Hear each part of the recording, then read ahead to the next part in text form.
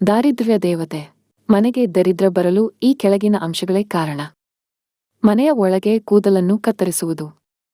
ಮನೆಯಲ್ಲಿ ಧಾನ್ಯ ಉಗ್ರಾಣ ಪಾತ್ರೆಯನ್ನು ಮಗುಚಿ ಹಾಕುವುದು.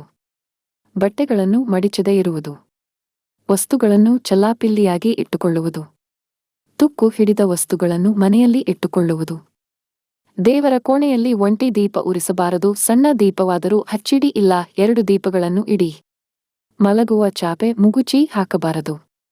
ಸಂಜೆ ಗುಡಿಸಿದ ಕಸವನ್ನು ಹೊರಗೆ ಹಾಕಬಾರದು.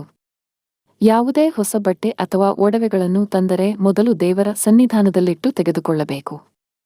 ಕುಲದೇವರಿಗೆ, ಇಷ್ಟ ದೇವರಿಗೆ ಮನೆಯ ಎಲ್ಲಾ ಶುಭ ಕಾರ್ಯಗಳಲ್ಲಿ ಕಾಣಿಕೆಯನ್ನು ತೆಗೆದು ಇಡುವುದನ್ನು ರೂಢಿ ಮಾಡಿ.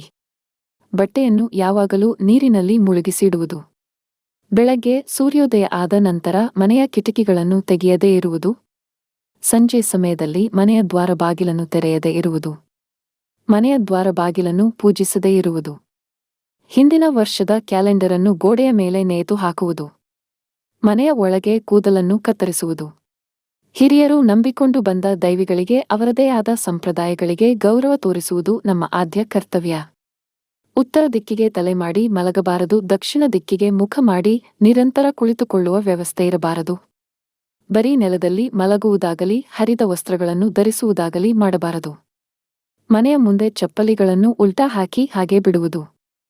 ಮಂಗಳವಾರ ಮತ್ತು ಶುಕ್ರವಾರ ಮನೆಯಲ್ಲಿ ಹೆಣ್ಣು ಮಕ್ಕಳು ಕಣ್ಣೀರು ಹಾಕುವುದು. ಮೊಸರು, ಹುಣಸೆ ಹಣ್ಣು, ಉಪ್ಪನ್ನು ಮುಸ್ಸಂಜೆ ವೇಳೆ ಬೇರೆಯವರಿಗೆ ಕೊಡುವುದು.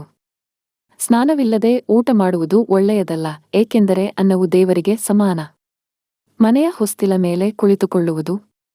ಮನೆಯಲ್ಲಿ ಯಾವಾಗಲೂ ಹಲ್ಲುಗಳಿಂದ ಉಗುರು ಕಚ್ಚುವುದು. ಮುರಿದ ಬಾಚಣಿಯಿಂದ ತಲೆ ಬಾಚುವುದು.